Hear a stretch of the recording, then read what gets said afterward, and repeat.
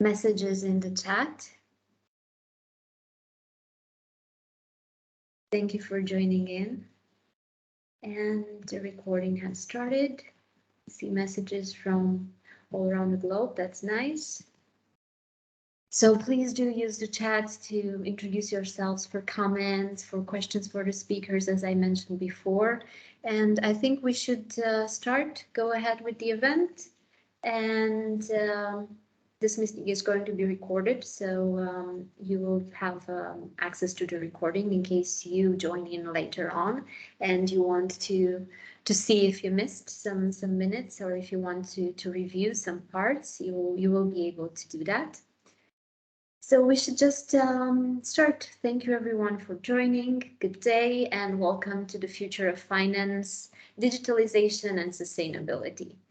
I am Leila Lubuleac-Bartashuk. I will be your host for this event together with Anya Miecko, Future Processing Relationship Manager. And together we have assembled, I say it is a remarkable lineup of experts to explore the intersection of finance, of fintech, cybersecurity, digitalization, and sustainability. And please note that the meeting is going to be recorded. And I'm just going to let Anya tell you why are we here and how this all started. Thank you, Leila. The world is evolving at an unprecedented pace, and the finance industry must adapt to remain competitive. Digitalization is reshaping the way we approach finance, and sustainability is becoming crucial. As Future Processing, we've been delivering software products for over 23 years, many of them to businesses from finance industry. Today, as a tech consultancy and software delivery partner, we help companies draw for potential of digitalization with our services related to software design, cloud, machine learning, data science, AI, cybersecurity, and more. So as a company, we want to deliver responsibly, focusing on what technology can do for good to ensure better future. We've also decided to start collaboration with Leila, the founder of the Strategy of Kindness. Leila, a few words about you and your work, please. Thank you. First of all, thank you for the opportunity of being here and organizing this together. And over the past 10 years as a university teacher at Universidad Europea in Madrid, and also as a researcher, marketer, and a business strategist, I've been on a constant mission to try and help companies and professionals understand what the future holds in terms of sustainability, but also digitalization and digital transformation, and try to empower them to shape it and create a competitive advantage. So the Strategy of Kindness is actually created to bring this kind of businesses with purpose together and to help you unlock the power of collaboration and of trusted partnerships, as it also helped create this initiative together with Future Processing. In the next 90 minutes, we will explore the potential benefits and risks of digitalization and sustainability and their profound implications for our businesses and society. Additionally, we will examine the transformative power of data revolution, chat technologies, the need of cybersecurity, and the evolving landscape of innovation and standardization. And all of us here want to shape a better future. We do understand that sustainability needs to be a part of it.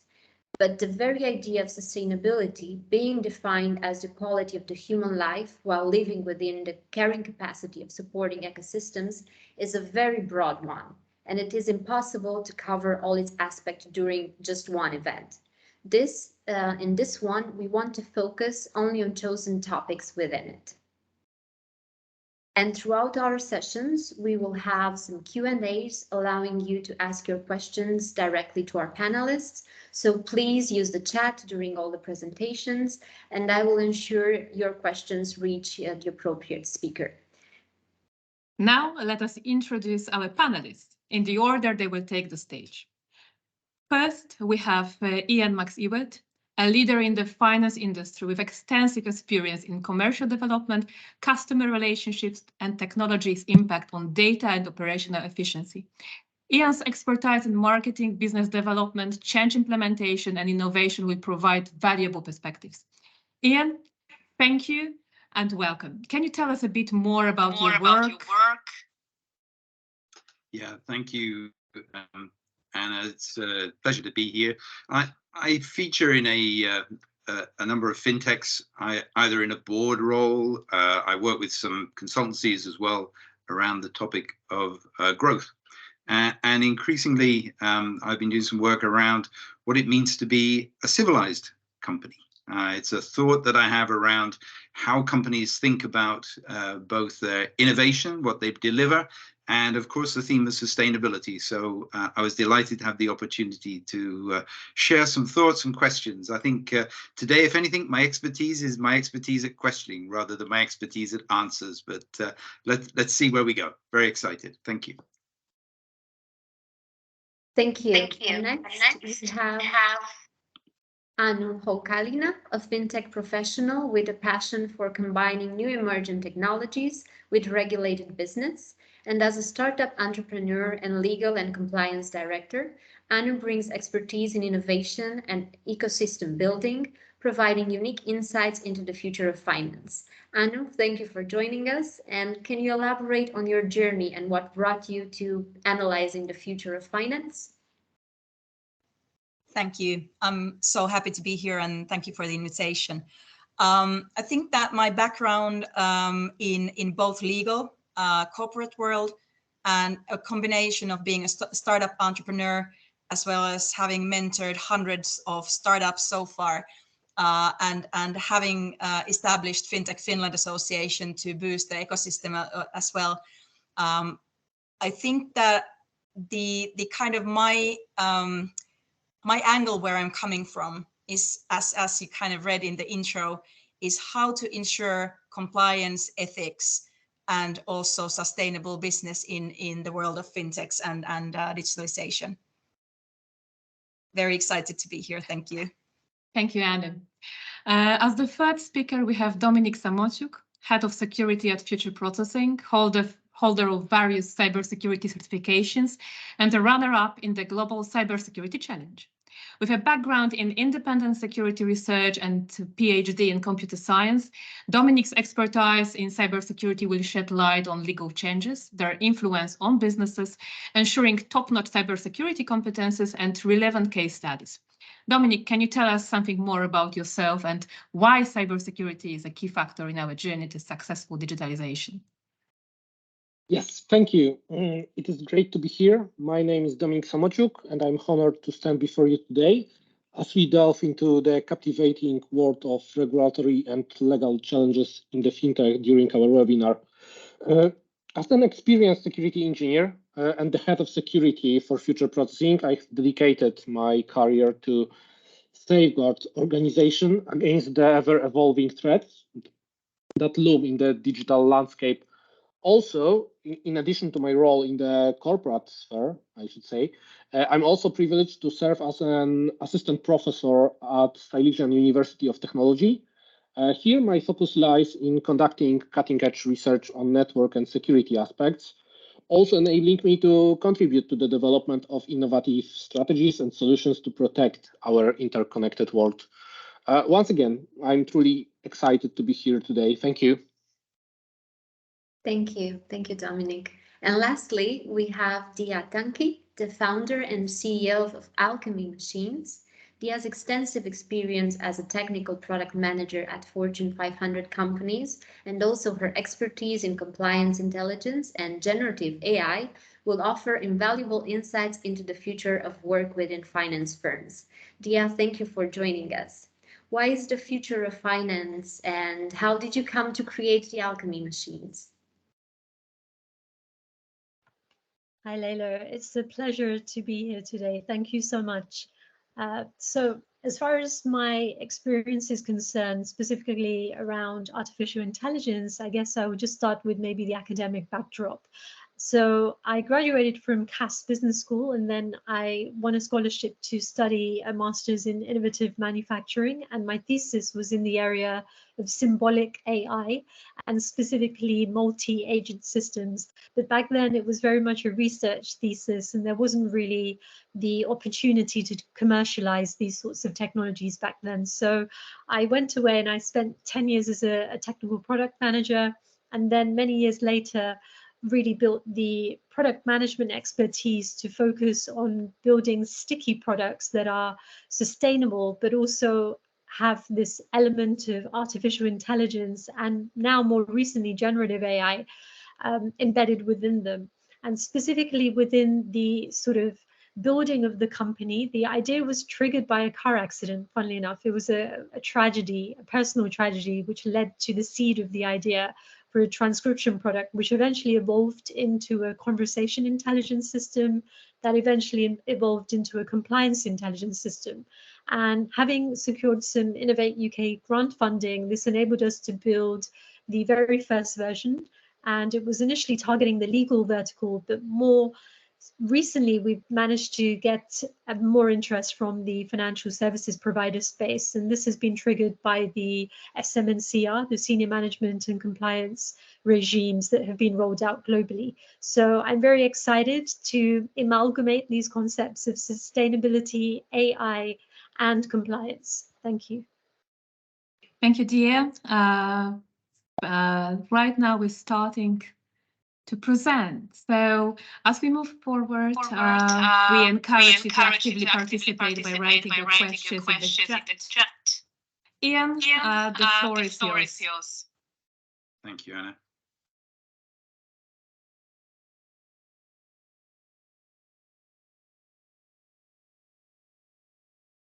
Waiting for the presentation to warm up. Hopefully everybody can see it now.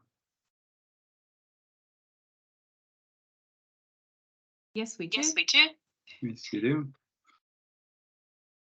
So thinking about the intersection of digitalization and sustainability, this was a theme that I felt quite challenged by, but one which got me thinking. And what I thought I'd try and do in this opening section is set out more perhaps thematics and mainly in the form of questions, but to sort of frame the kind of things that we could be thinking about. As Anna mentioned, you know, we're in a world of unprecedented change. And of course, I feel in my career, I've always been in a world of unprecedented change.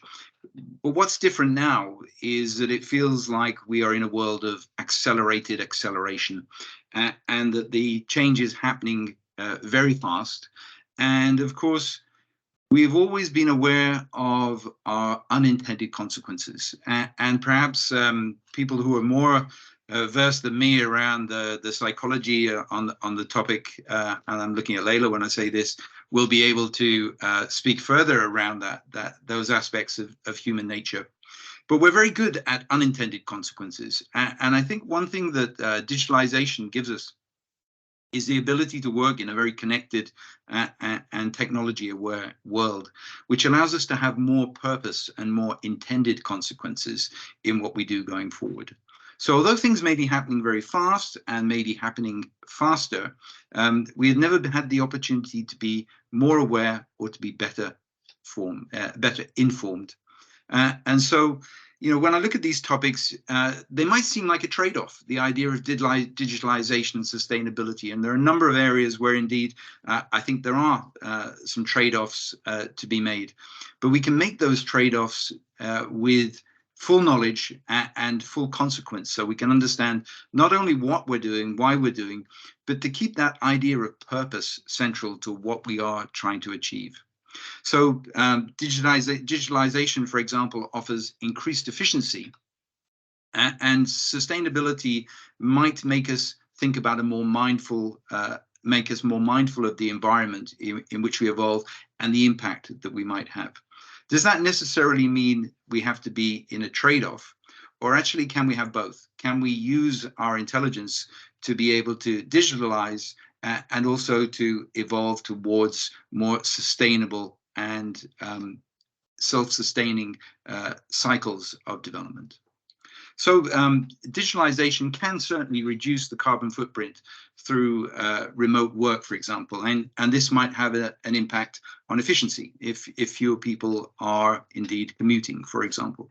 But at the same time, we know that electric vehicles are very intensive in terms of their carbon usage, and we know that certain forms of electric transport, even mass transport, can be very intensive in terms of the initial production of the trains or trams, etc.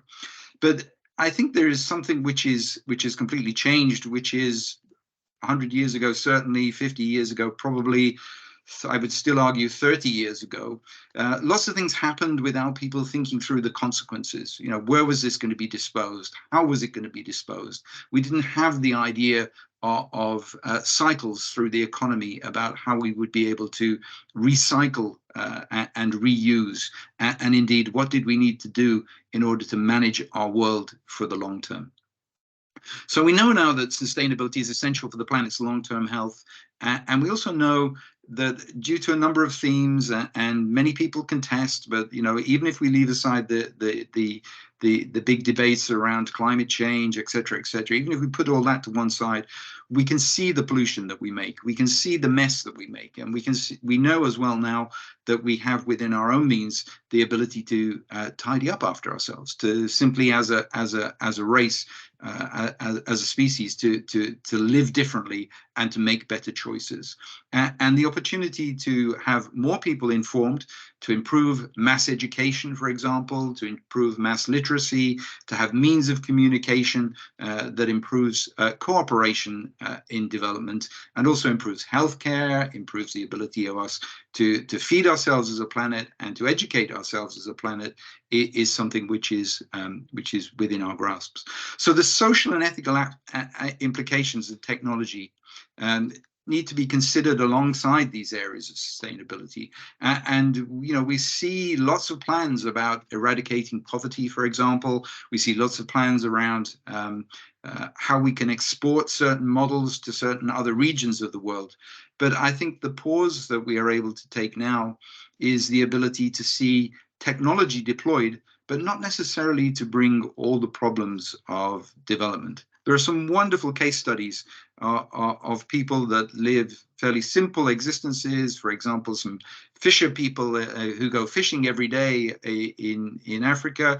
And I've seen similar cases with farmers in South America, who simply by using mobile technology are able to decide which market they will go to and where they'll sell their produce on any given day.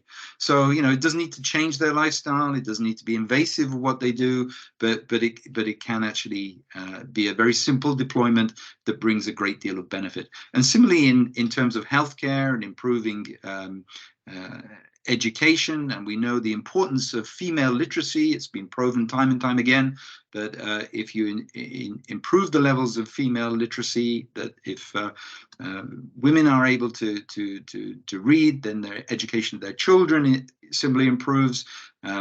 Issues around healthcare and nutrition improve as well. So plenty of positives around that, which can also have a direct impact on sustainability and our ability to look for a brighter tomorrow, I would argue.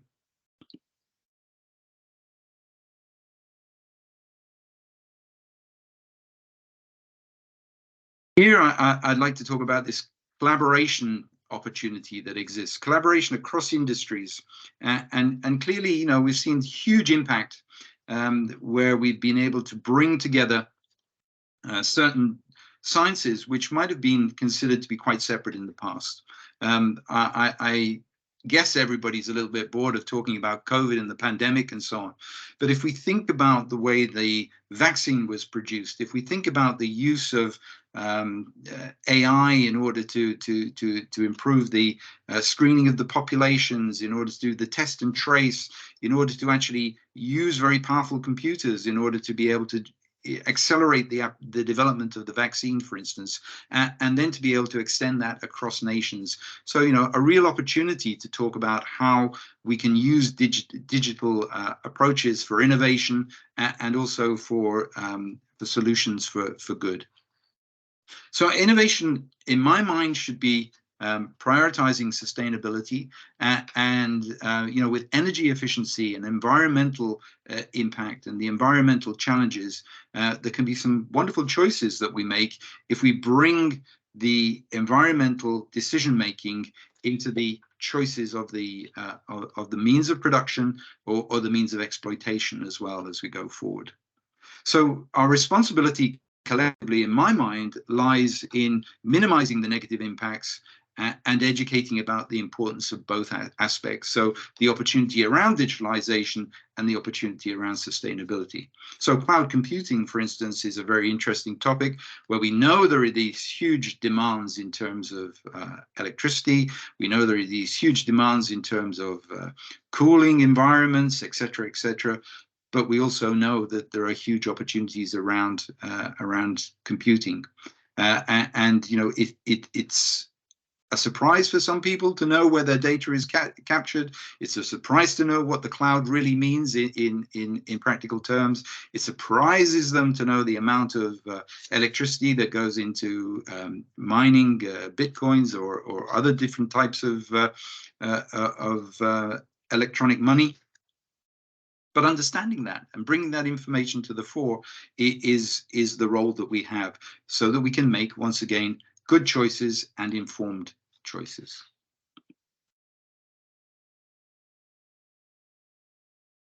The topic of sustainability can accommodate a digitalized future, and careful planning and environmental friendly practices can actually use the best of this. So, you know, town planning, the use of AI to map where transportation goes, the roads that could, for instance, be turned into cycle only at certain times of the day. You know, I'm not a big fan of mixing bicycles and cars, but I am a big fan of saying, well, actually, between these hours, we didn't have any cars at all on this road, and we allowed people to cycle, or we closed the roads down and we allowed children to play a football match on this particular stretch of road. You know, we could all live better. And using that information, using it creatively at a local level, using it in our neighborhoods, I think can be a very exciting and a very sustainable way to do that. Energy efficiency technology and this whole circular economy principles, and bringing that into supply chains and bringing it to boards of directors, executive committees, people who are making choices around production, and you know, other members of the panel, dear, especially, a much better place than I am to talk about hard tech and how things get produced and how they get built and so on. But you know, rapid modeling, rapid production, the use of 3D printing, trying to condense the opportunity so that we can actually come up with better systems, for example. And I've been involved in an amazing project with a fantastic team who've proven a wonderful concept in Florida around lighting, using something like 20 or 30% of the electricity, producing 3 times as much light, etc. All through hard tech, all through the adoption of that. And these kind of innovations in action, and we see them in agriculture. I'm fortunate enough myself to live in quite a remote part where it's all farming around where I live. Well, the tractor that's in the field right now, there is nobody driving it. It's working on GPS. It's working in a very sustainable way, and you know, it doesn't even need a cup of tea at the end of the day, right? It just puts itself away. Respecting the data privacy and security. Now, we're going to talk a little bit around these topics, but I think that this is where we need to keep the bond with everybody as we bring them along. So, you know, you never want to lose the argument, and that's part of the change agenda, which can be quite tough to do. So when you're driving change, when you're educating people, you have to be great at what you do, and that means you have to give yourself a very high standard in terms of the way you approach this. So in my mind, sustainability and digitalization can coexist and should exist, and by applying sustainable principles to technology, the approach ensures an environmental friendly and a socially responsible future. And this is not about a trade-off. This is about looking in both digitalization and in sustainability, where is the opportunity one for the other? So it's about changing our paradigms, and that's about an exciting way of thinking. So plenty of challenge, plenty of difficulty there, but I think a fantastic way of bringing to what could feel difficult or juxtaposed topics, but actually bringing them, marrying them together. Anu, I'm going to pass the baton on to you at this point.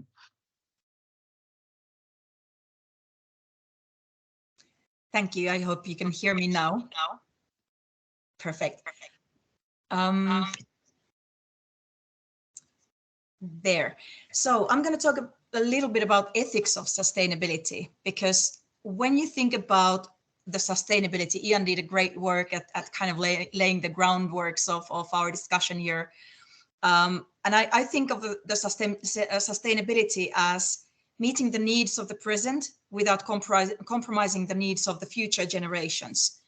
But kind of elaborating on that, thinking about businesses and how they do business is partially about environmental, but also social and economic it's a collaboration of these three. Running a sustainable business also from compliance and moral point of view is quite important, and it may also encompass the environmental parts of the businesses. If you think about the needs of today of sustainability, the requirement of a sustainability that comes currently from different angles. There are huge amounts of ethical customers who require businesses to act on sustainable grounds and using natural resources in an ethical and sustainable manner. And that starts to have a real impact on businesses as well. If you look at the investors, I would argue that most of the investors of today, they want to see some kind of sustainability planning from startups and fintechs and other companies in order to invest money into them. They need to have, as a built-in in their DNA, some kind of sustainability plan, vision, and also kind of act as they have promised, because otherwise investors are in the risk of losing their investments in the long run. Business partners, B2B. It is utterly important in today's world that you can trust that your business partners don't put a bad light on your business, because it looks so bad if one of your partners is not acting in a sustainable manner and breaches regulation or does not have proper conduct rules in place that are obeyed by. You don't want to kill your business because you had a bad partner. So it's also growingly important to audit your partners to make sure that your choice of partners is also sustainable. And lastly, but definitely not least in fintech world, is the regulators. The regulators have a growing interest, not just on the regulatory part of the behavior of companies. It is, of course, their main duty to make sure that the companies are abiding by the laws. They understand their requirements on privacy and data protection, data security, and so on. But also regulators are, in today's world, they're more and more interested about the overall big picture sustainability. And if we look at some of the examples of today, I'm sure every one of you have seen the news of the sanctions for Meta, over $1 billion for breaching GDPR regulations, delivering data from EU to the US against the regulations and their commitment. It is definitely having a huge impact of ensuring that you understand the regulatory framework where you operate to stay in business, to run a sustainable business. If we look at some of the other actors today, ChatGPT is the buzzword of today. It's amazing.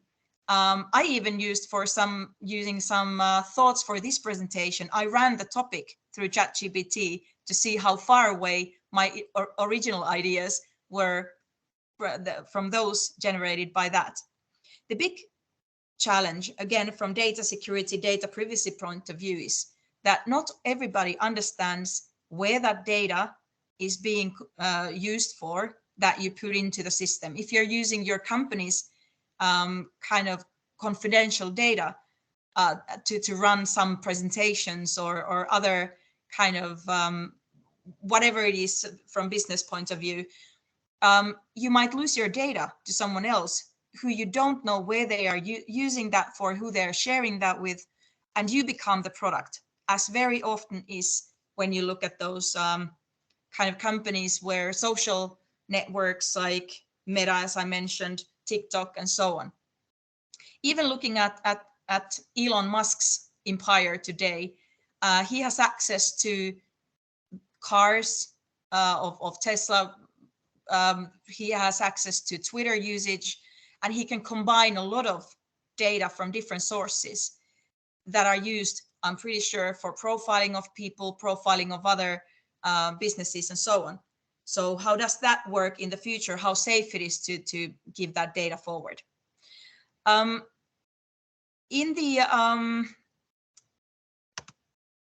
was kind of the threat part.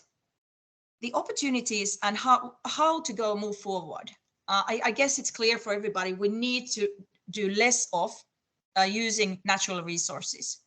We need to do more of protection of privacy.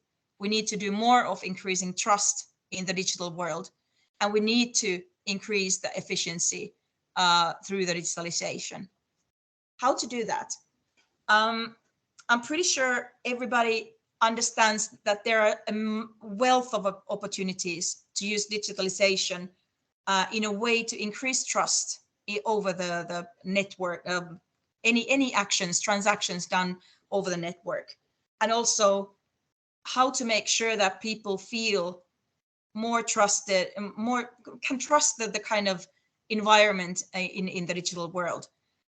There are multiple opportunities there in the fintech world to come up with more protection and how to also protect the privacy of individuals doing that. The digitalization is a key component in ensuring how to use natural resources in a more effective way, how to plan, as Ian mentioned, how to do the production processes and so on in a more effective manner.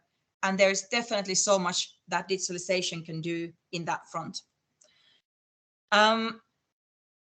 I was building a couple of years back a virtual asset exchange. And from my point of view, it was key, as Ian mentioned, Bitcoin, other kind of, there is a lot of energy consumption. For me, it was key to integrate a carbon CO2 compensation as an automated structure in this exchange. So I'm sure that there are plenty of other people who are looking at these emerging technologies with the lights that how can we protect the future of this globe in a better manner. With that, I'm going to close by saying I think sustainability is a must, but compliance and ethics is the new black. So we need to make sure that we are doing our business in having the mindset of protecting not just the environment, but also data of the future generations. Thank you so much. And I think Dominic is next, right?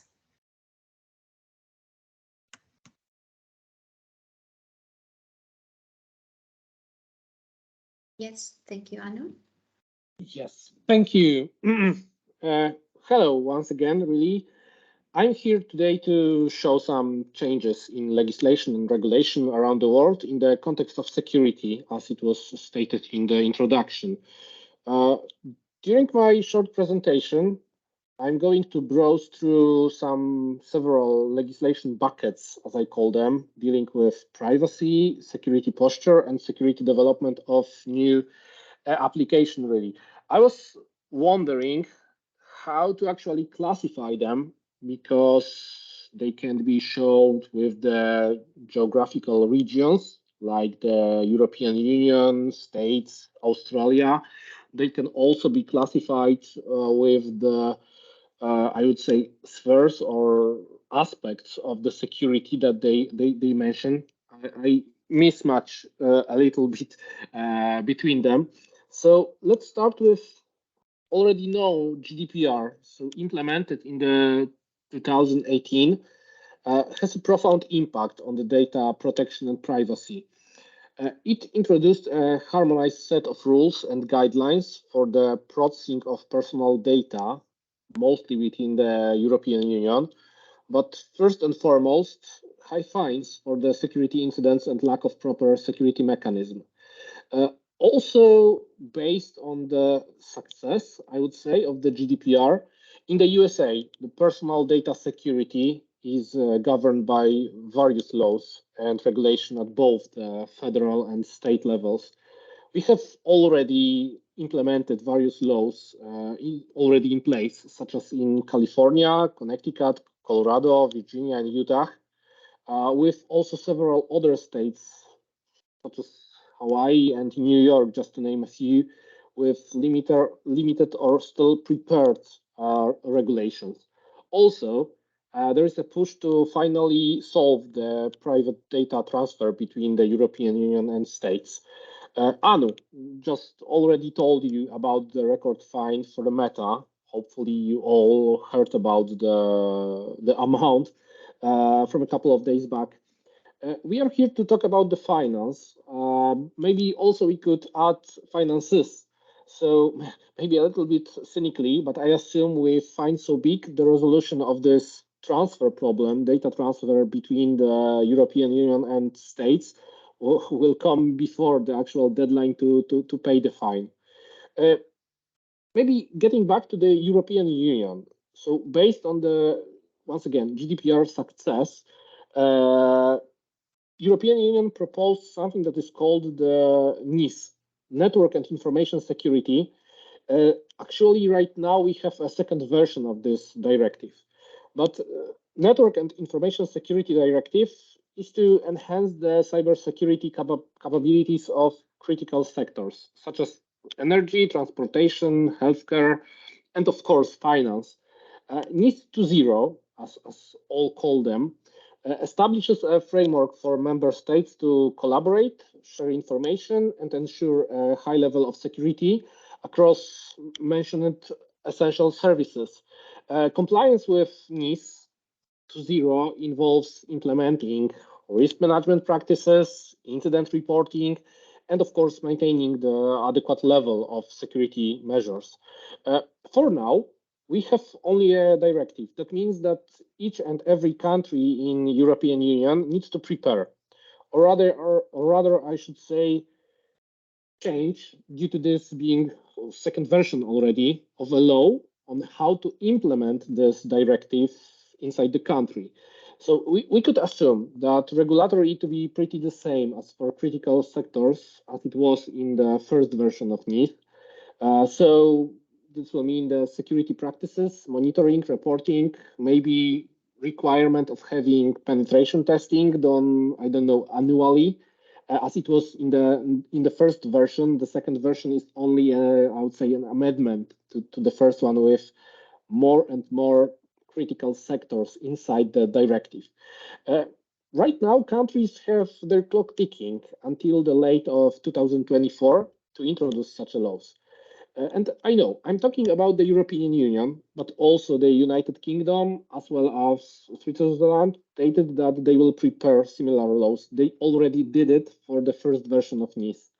Lastly, we saw a shift in responsibilities in software development. So normally, when you buy almost any software, you started to be responsible to apply security patches. If you don't do it, it is your responsibility when the breach or incident occur. So legislators are starting to ask why you need to apply the patch, the security patch in the first place. So they are preparing a few legislation to put the responsibility on the creators of software to be responsible for security development lifecycle and security checks of created applications. So already we have been introduced to Cyber Resilience Act for the European Union. The proposed Cyber Resilience Act in the European Union aims to further strengthen the cybersecurity of digital products and services. Also, National Cybersecurity Strategy introduced last year by President Biden in the United States of America, which will also focus one of the part of this national cybersecurity strategy, also focus on the responsibilities when creating the software. Lastly, Australia also developed its national cybersecurity strategy to address, as they call it, the increasing cybersecurity challenges faced by the country. The strategy focused, of course, on strengthening cyber defenses, fostering innovation and growth in the cybersecurity industry. However, it will also introduce some kind of legislation and regulatory requirements for security aspects during application development. Right now, we are in this pretty weird place or stance when we know that something will change, but we don't know exactly what, when, and how, really. Of course, the law is not retroactive. However, we are talking about the horizon of maximum 20, maybe 20 plus months before introduction. And there is a high possibility that the application that will be covered by this law are already developed by software house or even in-house in different companies. Optimistically, I assume a little bit that you'd like to organize this knowledge that I presented in the previous slide a little bit better. So I presented, or I prepared a section on what the global media says about them, starting with the national cybersecurity strategy from the States, or covering this liability aspects in the States for software firms. Then with the Cyber Resilience Act in the European Union, Australia scheme with the national cybersecurity strategy, maybe also the introduction of the second version of NIS. Finally, I also invite you to visit our technical blog, the technical blog of future processing, which covers this and other important changes in the world of security. The question is, what does it mean for our businesses? Shall we start panicking right now? And the question is probably not. This is due to the fact that we already know how to develop applications securely.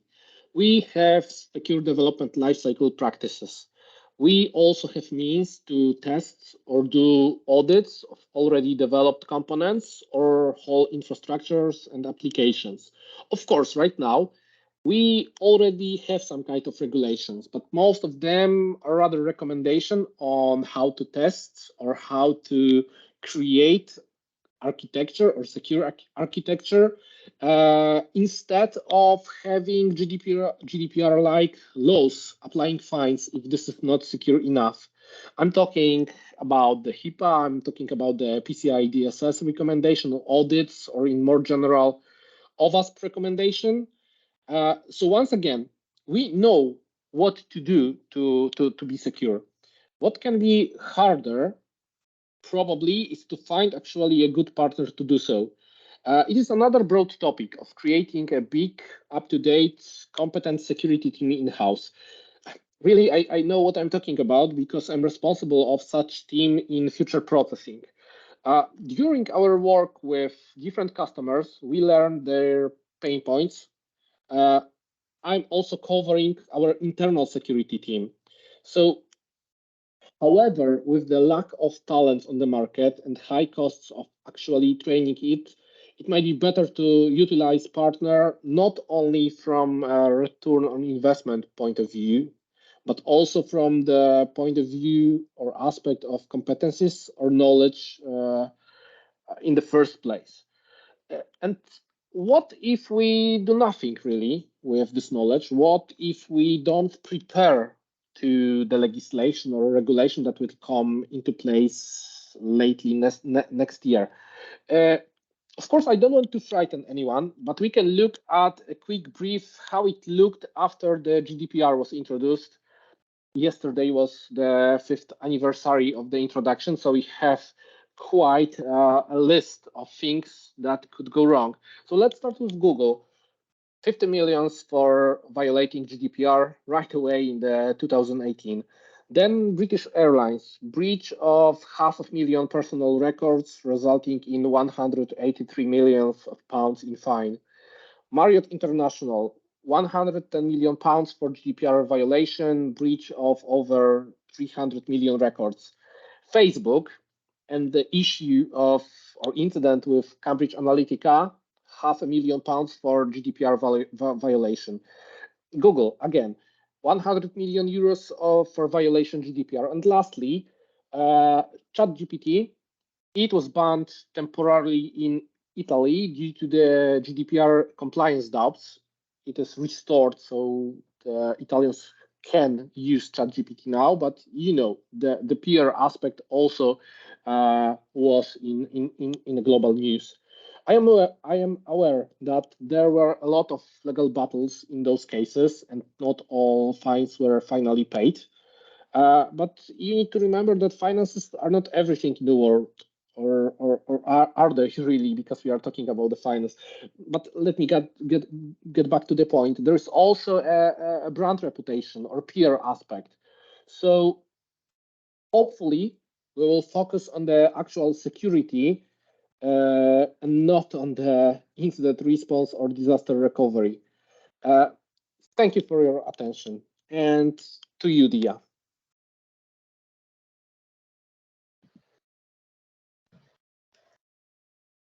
Thank you very much, Dominic.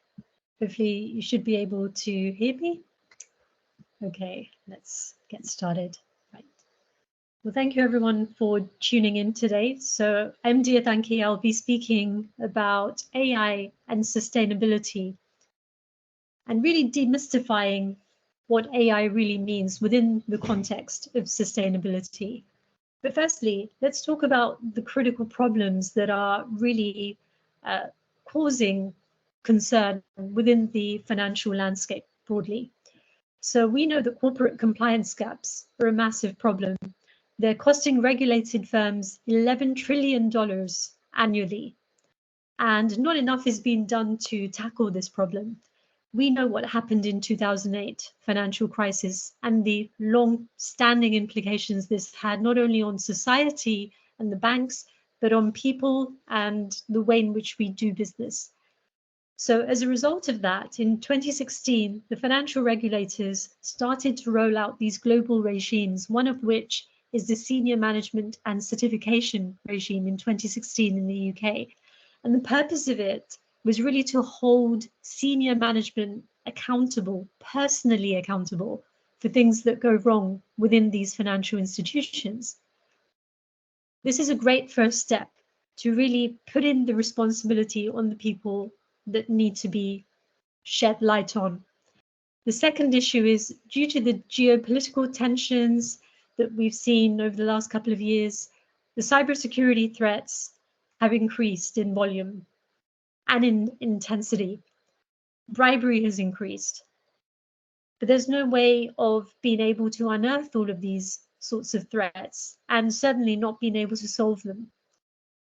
Finally, there's a critical issue that underpins both of these, which is that there's no audit trail of the audio communications within the financial institutions. So some of them do have a audio compliance archiving angle, and some of them do practice this, but a lot of them don't. So in the event of a breach, whether that's a cybersecurity attack or whether it's bribery or whether it's an internal meeting where things are being discussed that shouldn't be, there's no audit trail and there's no way of vetting what has happened.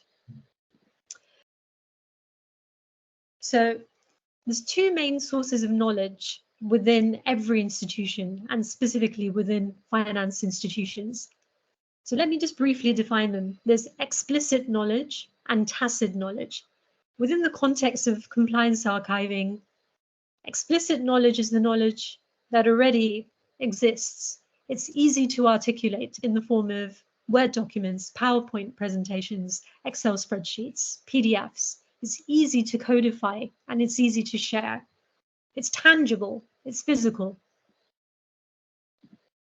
So in the context of somebody leaving, we know that high attrition is a problem. If an employee leaves an organization, that intellectual property, that intellectual capital is gone forever. And this is where tacit knowledge comes in.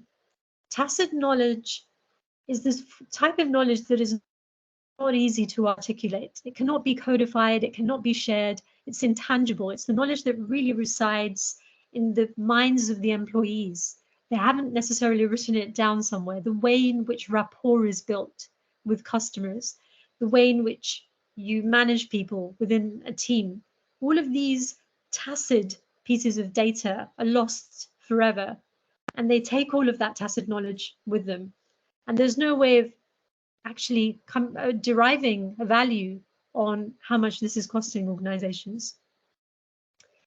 So before I connect these two paradigms of data, let me just bring up some common definitions. So this is where artificial intelligence can come in to help solve the problem of tacit knowledge retention. And broadly, artificial intelligence is a machine's ability to perceive, synthesize, and infer information. There are many, many definitions of AI, but this is the one that I found which resonates the most. It's the machine's ability to perceive and synthesize. And where does the natural language processing and ChatGPT and large language models fit into this paradigm? So just to explain here, and quite often the terms artificial intelligence and machine learning are used interchangeably. However, they do mean two very different things. AI is the broad spectrum from automation all the way through to general AI. So AI could be defined in two different ways, as general intelligence and narrow intelligence. And really the narrow intelligence, which is really machine learning, implies the automation angle, the ability to take data sets, to train them, use algorithms, and come up with new ways of really understanding and deriving information from that data. Within machine learning, we have natural language processing. And then within natural language processing, there are these large language models, of which GPT-4 is just one of them. They've been around for a long time, from the sort of hidden Markov models all the way through to the BERT models, the transformers, and now finally GPT. This is where it really, really fits in. And we can use these large language models within finance, within financial institutions, specifically to extract information in ways that wasn't possible before. And specifically within the concept of generative AI, what this really means is being able to describe algorithms that are used to create new content. And it's quite often heavily focused on text. But in fact, the broader definition for generative AI is the ability to include audio, code, images, simulations, and videos, and create new content from them. So it's quite a broad concept. So what I'd like you to do just for a moment here is just maybe type into the chat what you think is the commonality between these organizations, these companies. What do you think they have in common? I'll just give you a few moments to just write down what you think that is, and I'll come back to this slide in just a few moments. So where does sustainability come into this interplay between tacit knowledge retention, generative AI, and ESG more broadly? So Anu touched on this earlier, the computation power that is utilized within these sorts of models and these specifically large language models, the compute power that's used is extensive. And the data centers that houses this power is also something that is under the spotlight as far as sustainability is concerned, as far as carbon neutrality is concerned. So that's one thing to consider. At the same time, we can use ESG parameters and KPIs with AI, and specifically generative AI, to remove and maybe even expose gender and racial bias. However, as far as a narrative bias is concerned, this is something that isn't so easy to do because every country will have their own way of viewing the world. This is a perceptual, very multifaceted space. And all of these countries below have one thing in common. Either at some point or even currently, they've banned ChatGPT because of this narrative bias. So I'm going to come back to this slide, and in a moment, in fact, I'll wait until the end when we get to the Q&A. I'll see what answers people have, and I'll reveal what the commonality is. But thank you very much for listening. And if you have any specific questions around how generative AI can be used in a more carbon neutral way and in a more sustainable way, feel free to reach out to me. Thank you. We'll now progress to the Q&A. I'll hand this back over to Leila. Thank you. Thank you, Tia, and thank you to all the speakers. This is really, really interesting. I'm also very curious to hear the response to your questions. And now would like to go to the Q&As. We have one question already in the chat, and please, I hope that more are coming. I know that we've AI especially is a topic on our agenda right now, and I think that there's a lot to talk about there, sustainability as well. So we have a question coming in from Anthony. I think it's for all the speakers. How important is data quality and methodology coverage and flexibility when using ESG data for investment decisions and sustainable finance? So who of the speakers would like to start responding to this question? So how important is data quality and methodology coverage when using ESG data for the investment decision and sustainable finance? I can start maybe. Please. I would say that when looking at public funding, that is utterly important. When we're looking at, for instance, EU-based funding or kind of any country, like, well, as an example, in Finland we have a investor called Business Finland that is investing Finland state money. So especially then the methodology and the data quality is utterly important. But I would say it's growingly important to understand the ESG regime and the framework also with other types of private VCs today. And I would definitely recommend everybody to get acquainted with the kind of emerging regulation around it, so that you can present the case as under the best light possible to the investor, so that you understand the kind of requirements from regulation. That would definitely be beneficial. Thanks. Thank you. I would add that it's very hard to answer unambiguously this question, because there is no doubt that whoever says data quality, requires taxonomy, and that requires definition. And one thing we know that we haven't got around ESG is a comprehensive and agreed taxonomy. There are definitely emerging taxonomies, and there are, there's a kind of Darwinian combat that's happening around whose taxonomy will prevail. But let's not forget that the E of ESG means much more than climate change, and means much more than climate, and the S means much more than diversity and inclusion. And as I think has been shown in a number of the conversations this afternoon, the G is governance, but it's governance writ very large, and this governance can run all the way through from the sorts of things that Annie was mentioning in terms of the unattended consequences of third-party risks, right the way through to the way in which the machine learning models are trained, and the data and what's permissible, to what Dominic was saying around the implementation of cyber policy. And all of them are specialisms within specializations.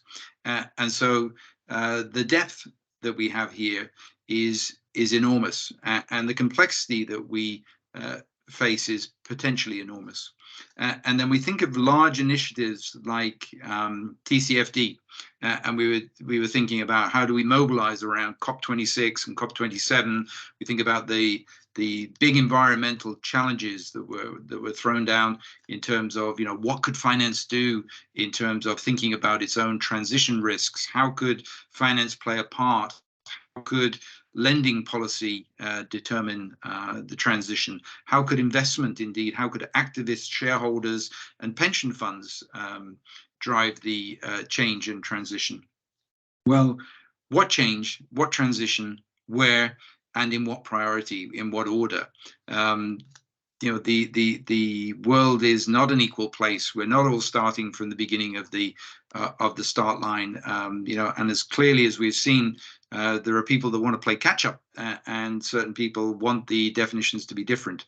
So I think contextualized data is always our friend, and taxonomic definition is what's lacking around this topic, as indeed with many topics, right? But, you know, clearly AI is going to drive everybody's going to be a taxonomist before you know it, because we're all going to have to define what it is we mean, because if we don't, there's no way we can actually communicate. Thank you, Ian. Dia, Dominic, would you like to add those answers? Yeah, I'll just add a quick point around the sustainability linked loans. So I think as far as the definitions are concerned, and I know that this is quite a new paradigm for the finance sector. How do you decide which companies to lend to based on how sustainable they are? And of course, connected to that is this very controversial theme around greenwashing, because of course, the banks themselves are under the spotlight for having to follow their own key metrics around sustainability. So could there be a bit of hypocrisy there? I think it's a really interesting space. I don't have all the answers, but I think that it is a step in the right direction. But I think the gatekeepers need to be regulated more closely. Thank you. Yeah, and from my point of view, regarding ESG, we will be once again maybe forced to provide this quality of data due to the fact that there will be regulations for the ESG to be reported by the companies. Thank you. Thank you. We have some other questions. Can comprehensive regulation focused on specific use cases suffice for AI, such as GDPR, or does there need to be regulation aimed specifically at AI, or both? Maybe this time I will start, or Dia, Yeah. feel free. Okay, I'll just take a minute. This came up very recently in another talk that I did, so I will just touch on this very briefly. I think there would need to be very specific regulation around AI, because firstly, when you have a generative AI model or any model, and it makes a decision for you, how do you hold their AI accountable? You know, who is responsible? Is it the person who developed the AI? Is it the organization that's receiving the product? Like, I think that demarcation between ownership and owner, so the owner of the AI versus the owner of the end product, that demarcation needs to be made very, very clear. And of course, we're not going to go very deeply into metaverse, but that's where it gets even more convoluted.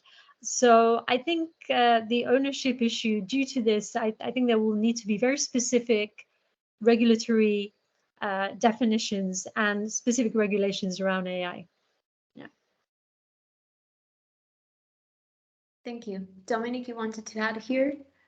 Yes, because in this question, I really think that the question is not if, but when we will have the specifically regulation aimed at AI, because we have already been told that there is some kind of AI Act that will be regulated in the European Union. The same questions occurs in the States.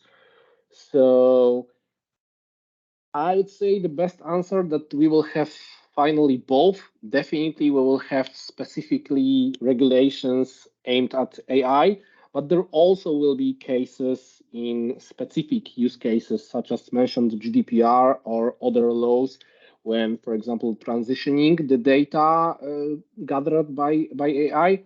So the question is not really which one. We will definitely have both of them. The question really is how fast and how correct the first version will be, I would say, because this is, as Dia already said, a very complex topic. And if you start to asking yourself how would you regulate the AI, you are simply going into the rabbit hole. Thank you. Thank you. Anu, I would, Ian? yeah, definitely. I would like to add, and I think both of you are just spot on with your answers. And I would maybe add what you already, Dia, commented in your presentation is about the bias that when kind of who is picking up the rules, where to draw the data to kind of generate the AI, where does the ethics come from into kind of the picture, because there is numerous, there's unendless kind of endless way of using the chat GPT, for instance, or other similar tools. And if you make decisions based on that, not just kind of as I used for this presentation as a fun to see if there was other ideas that I came up with to see if I can use something more kind of broader view to consider. But if it's really used for decision making, and if we look at kind of even things that are live today, like self-driving cars, for instance, they need to use some kind of AI generator to decide if they have to drive over, let's say, a small kid on a bike or an elderly person. There is no way to drive the car forward without crashing into one of them. They need to make ethical decisions. And this is not even future. This is today. If we look at some of the, like Tesla, as I mentioned earlier. So there, I think it's ultimately it has to be done in a kind of fast manner, as I think Dominic also mentioned, that it's not a question of if rather than when, and how fast can we get into that, because lawmaking is always too slow. It doesn't it can't address everything in a speedy manner, because typically then the law will be wrong if it's made too hasty. So it has to cover different phenomena under wide kind of wordings to cover up also the kind of new emerging technologies of next year and the year after. We can't always kind of come up with new legislation when a new technology comes up. So basically, it takes some time, I'm sure, but it, as both of the previous speakers mentioned, it has to become rather sooner than later. Well, great point, and I think, you know, what am I looking for from this? I'm looking for artificial intelligence and not artificial stupidity. So, you know, that requires that this is done with purpose and investment, right? So, you know, when do we make bad laws? When do we get things wrong? When we get too much politics involved in topics. You know, when we take the time to consider. So how can we do that in the future? Well, you know, the technology evolves, as Anu just said, much more quickly than the ability of people to write legislation. So what am I looking for? Well, I'm looking for a day when we will have data-led regulation. And actually, it will be the data that will help inform the regulations, and that people will inform from the data. And we've seen a kind of a societal movement, especially in Western Europe, where we were kind of questioning experts on topics, and we were, you know, trusting a little bit more in politicians or, you know, demagogues or people who said, you know, well, regardless of that, we'll do this. And yeah, the facts might be over there, but who cares? You know, this is what we believe in. well, if we believe in that, we all run off the edge of a flat world, right? And we know the world is round, and we know that data and science are what will save us and what will take us forward. So I'm looking much more for a data-led approach, something where we can actually see evidential proof around topics, and I think that will be both beneficial and also should actually fundamentally be beneficial to the circular or the cyclical process that educating AI really is. Thank you. I see also some, well, congratulations on the topics for all of you speakers in the chat, and also comments on the LinkedIn posts and for the event. I'm really glad you're enjoying this. If you had to give an advice for everyone here at the event, how to tackle future changes and be more flexible in today's world, what would that be? Maybe to start preparing right now, not wait until the legislation, because we have already experience from the GDPR. Everyone was waiting, and after the deadline, the fines starts. So it will be pretty the same here. We shouldn't be waiting until the last moment, because as I stated during my presentation, the application that will be covered by this law are already developed, and we need to focus on it. It's simply the same step we should do with almost every other of the topics that we cover during the webinar, both with the ESG, the sustainability, the AI. We shouldn't wait and see how it will show in the end. We need to prepare. I would maybe add to that, as I kind of ended my part, is that really compliance is the new black. So in a way that if you're preparing your business, your product, your kind of ways of acting, so that you think you're doing the best you can under the information that you have today, that would prepare for like a better future than kind of leaving the regulation out of the picture until, as Dominic just mentioned, until you last minute you really have to take that into consideration. So I think that's the kind of best advice that I would have. I think I would be ambitious for sustainability, greedy almost for sustainability. I'd like to see people thinking, that there is one word that we've underused in business planning, and that word is and, A-N-D.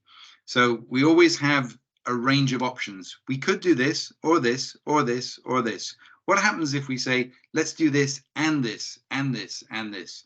So if we're always chasing efficiency, if it's always only about efficiency, if it's always only about, the fewest people that could be involved, and how could we do this without anybody being involved? Well, if it's a really boring task and it's a task where humans add no value, great. That's great for AI. But we know that for a society to function, we need people to interact with people. How do we make sure that we use the technology and we use the people to the fullness of their potential? Thank you, Ian.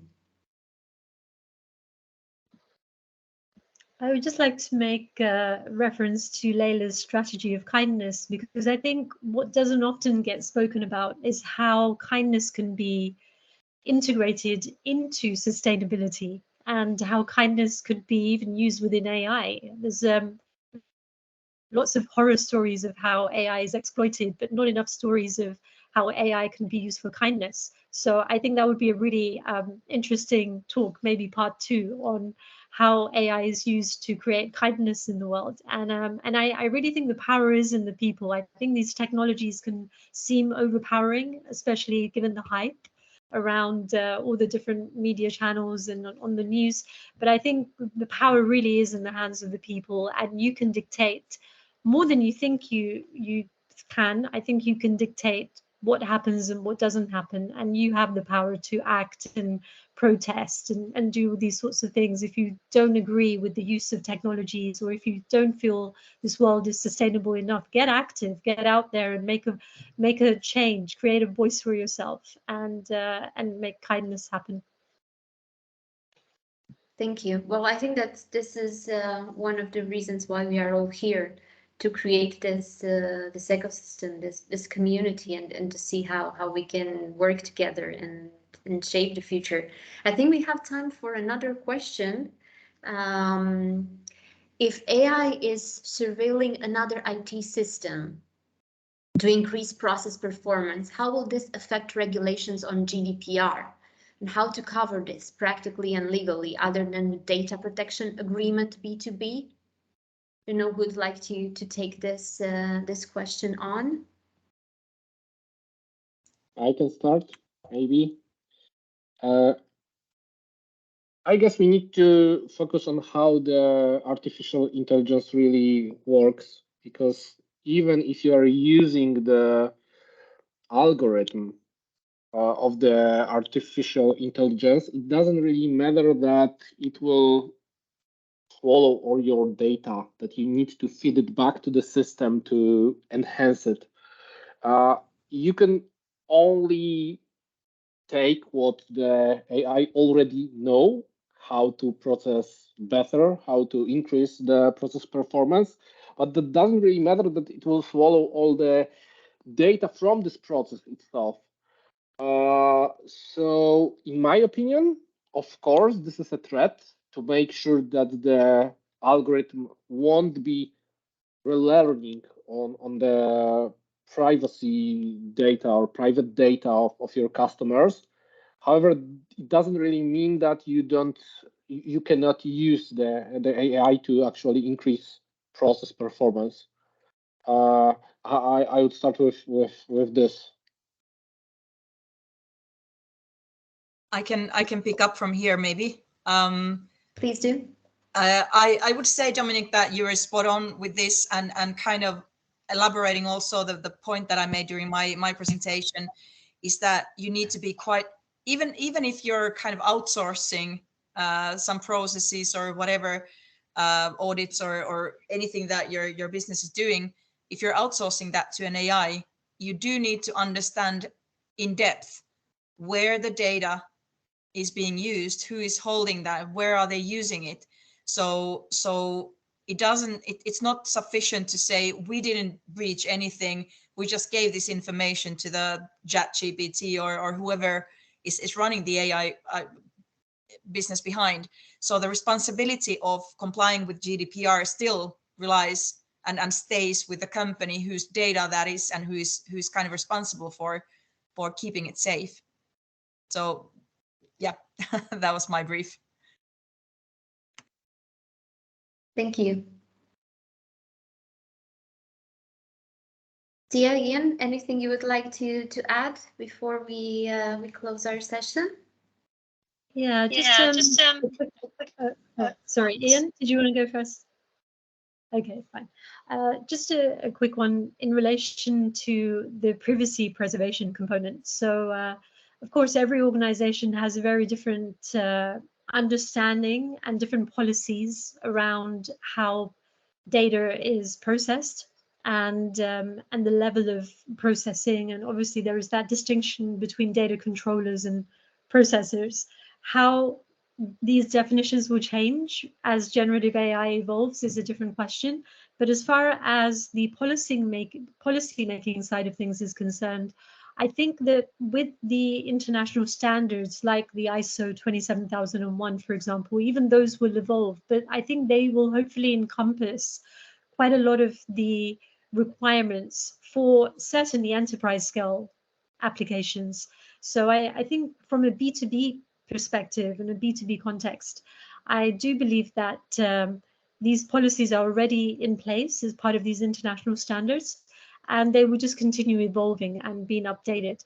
I think how specifically each organization uses data and whether they allow models like GPT to be used for example, the banks have banned them all, right? So this is not possible. But there are non-GPT language models which can also be used. They're pre-trained and you can fine-tune them. So I think there are a lot of options out there, and it doesn't always, GPT is not the answer, the be-all and end-all for every solution. I think the problem itself needs to be viewed through the right lens, and the right solution needs to then be proposed based on the restrictions of the policy making frameworks in those organizations. That's all. Thank you. Thank you. So I'd pick up on Dia's point to absolutely reinforce. I think company curated content is where we will evolve to initially, rather than whole of market. It's very important for firms that the information that they give is drawn from the information that they control. And if they're going to be a trusted brand in the future, they need to be a trusted source for the data and the information that they have on their products and services. So I think that is definitely something that will feature this area of curated content. And then more generally, to the point around GDPR and personal data, I have a suspicion and a little bit of a bet that I could share with everybody here. And that is, when anything is free, it has no value, right? And sort of, we've evolved to be data animals, right? We've all been given numbers, we've all been given a credit card. Suddenly we spend on our credit cards, we go to different places, people trace our data, we have telephones, you can cross-reference that, as Anna is saying in relation to Tesla and Twitter, and suddenly, you can triangulate. Now, when I think people's concerns around their personal data will change is when their personal data is valuable. And when does it become valuable? As soon as companies have to bid for my data, where I choose who I release that data to. So I become the guardian of my own data. And if you want to know about my preferences around motor cars or shoes or holidays or restaurants, how much will you pay me for me to give that information to you? And as soon as that starts happening, we change the relationship, and then individuals are more empowered. And I think that giving value to that data, to the individuals from whom that data comes, will change that relationship fundamentally. Thank you. Thank you. And thanks to everyone for your questions. I'm going to give the back to Anya. Yes, so the time is nearly up. We just saw the information that's 5 minutes to the end. Big thanks to our speakers sharing the knowledge. Thank you, Ian Maxiwood. Thank you, Anna Hankolina, Dominik Samociuk, and Dia Fenke for your contributions. And that's next steps. Yeah. Because yes, can you hear me? Yes. Thank you. Some of you asked also in the chat about next steps and access to the presentation. So next steps include a follow-up email where we will share further resources with all of you. And we encourage you to share the knowledge and insights you've gained today with your colleagues, partners, and friends. And together we can shape a future that integrates technology, sustainability, and responsible finance practices. Before we conclude this engaging event, we would like to thank each and every one of you for being part of this event on the future of finance, digitalization, and sustainability.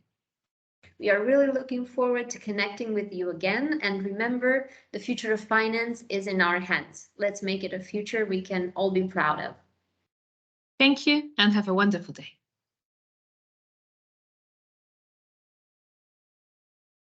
Thank you.